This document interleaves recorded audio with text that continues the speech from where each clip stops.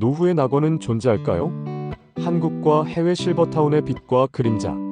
한때 실버타운은 노후의 유토피아로 여겨졌습니다. 아름다운 자연과 함께하는 쾌적한 환경, 의료와 생활이 결합된 첨단 시스템, 그리고 비슷한 또래와 함께하는 안정된 공동체. 마지막 삶의 터전은 저기다라는 말이 나올 만큼 수많은 은퇴자들에게 실버타운은 꿈의 목적지처럼 보였습니다. 2000년대 중반 대한민국에는 실버타운 열풍이 불었습니다. 제주, 용인, 춘천, 안성 등 전국 곳곳에 고급형 실버타운이 생겨났습니다.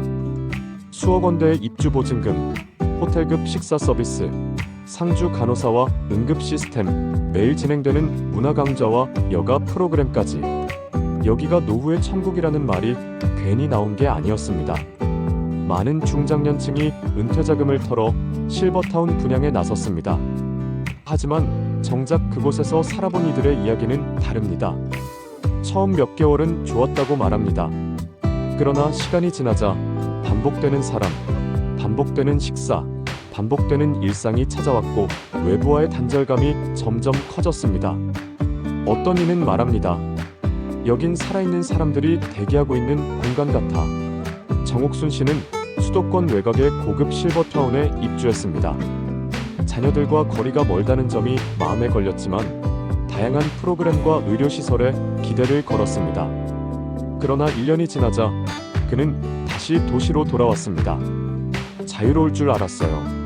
그런데 식사 시간도 정해져 있고 말이 통하는 사람도 거의 없었어요. 자식들 얼굴도 한 달에 한 번 볼까 말까였고요. 결국 너무 외로워서 나왔죠. 무엇보다 실버타운은 비용 부담이 큽니다. 수도권 고급 실버타운은 입주 보증금이 3억에서 10억 원을 넘기고 월 관리비만 해도 200만 원에서 400만 원에 달합니다. 간병 서비스나 의료비는 별도로 지불해야 합니다. 집 한 채 팔아 실버타운에 들어가더라도 생활비가 딸리는 구조가 흔합니다. 결국 유지하지 못하고 퇴소하는 경우도 늘고 있습니다. 실제로 국내의 한 고급 실버타운은 최근 3년간 입주자 퇴소율이 35%에 달한다는 보도가 나오기도 했습니다. 또 다른 문제는 관계의 단절입니다. 비슷한 또래가 모였지만 낯선 지역에서 갑자기 시작되는 공동체 생활은 오히려 정서적 고립을 낳기도 합니다. 낯선 이웃과 친해지는 데는 시간이 걸리고 사적인 공간이 부족하며 자녀와 손주들과의 왕래도 점점 줄어듭니다.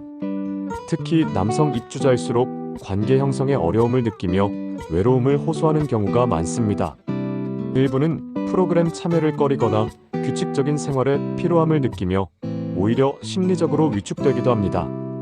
어떤 입주자는 이렇게 토로합니다. 처음에는 매일 무슨 문화 강좌를 들을까 고민했어요. 그런데 3개월쯤 지나니 강좌도 다 비슷비슷하고 뭘 해도 허전했어요.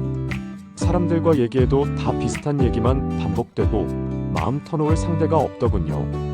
그래서 하루는 혼자 산책하다 울었습니다. 이게 내가 꿈꾸던 노후인가 싶어서. 그렇다면 해외는 어떨까요? 미국, 일본, 네덜란드 등 고령화가 앞선 국가들도 실버타운 또는 그와 유사한 제도를 도입해왔습니다. 하지만 그들은 조금씩 다른 방식으로 진화하고 있습니다. 미국은 CCRCC라는 노후 주거 모델을 운영합니다. 독립생활부터 시작해 필요에 따라 간병, 요양 단계로 전환되는 구조입니다. 미국 시카고 교회의 한 CCRC는 아름다운 정원과 예술 공연장이 있는 커뮤니티를 운영하며 입주민 평균 연령은 75세 이상입니다. 장점은 다양한 단계의 돌봄이 가능하다는 점이며 단점은 입주금이 100만 달러 이상으로 매우 높다는 점입니다. 중산층 이하에겐 여전히 그림의 떡이죠. 일본은 SATS라는 시스템을 통해 노인 맞춤형 아파트를 보급합니다. 개인 공간은 아파트형으로 자율성을 보장하고 필요시 돌봄 서비스를 신청할 수 있습니다. 특히 도쿄 근교에서는 지역복지센터와 연계된 SATS 모델이 인기이며 가족과의 연결이 끊기지 않도록 지역 커뮤니티와 통합된 구조가 많습니다. 일본 정부는 SATS 보급을 위해 저금리 융자 제도도 운영 중입니다. 네덜란드는 혁신적입니다. 포그백 마을은 치매 환자를 위한 가상 마을로 입주자들은 직원이 아닌 이웃처럼 보이는 간병인들과 함께 살아갑니다. 음식점, 슈퍼마켓, 공원 등이 실제처럼 운영되며 환자들은 자기 일상을 유지한 채 보호받습니다. 돌봄이 아닌 삶의 질 중심으로 접근한 사례입니다. 이처럼 해외는 점점 시설 중심보다는 개인 중심, 돌봄보다는 삶 중심으로 노후 시스템을 바꿔가고 있습니다. 한국 역시 변화하고 있습니다. 신규 실버타운 분양률은 하락하고 있으며 소규모 코하우징이나 도시형 노인 공공주택이 대안으로 떠오르고 있습니다. 최근 서울시는 은퇴자 맞춤형 도시형 쉐어하우스를 시범 운영 중입니다. 또 내 집에서 살면서 필요한 서비스만 연결받는 이른바 에이징 인 플레이스, 즉 재택 노후가 점점 현실적인 대안으로 주목받고 있습니다. 우리가 간과하지 말아야 할 것은 노후란 단지 편안한 공간에 머무는 것이 아니라 내가 원하는 방식으로 살아갈 수 있는 환경이어야 한다는 점입니다. 실버타운은 그 선택지 중 하나일 뿐입니다.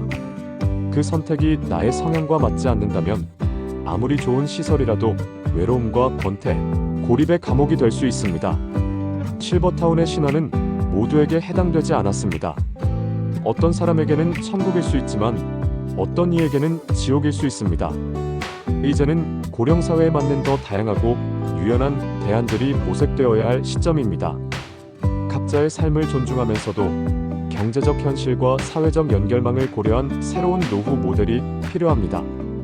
꿈은 중요합니다. 하지만 그 꿈이 진짜 내 삶이 되려면 먼저 현실을 제대로 아는 것부터 시작해야 합니다. 실버타운이 그 꿈을 완성시켜 줄지 아니면 또 하나의 환상이 될지를 판단하는 것은 결국 우리 자신입니다. 지금까지 사랑방 TV였습니다. 좀 더 좋은 주제로 다시 찾아뵙겠습니다. 감사합니다.